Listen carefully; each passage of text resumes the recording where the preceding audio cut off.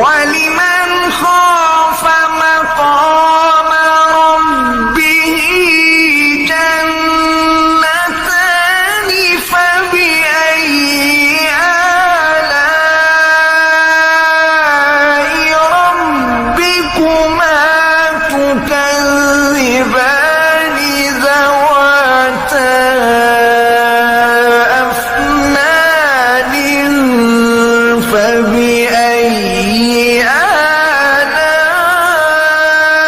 آلاء ربكما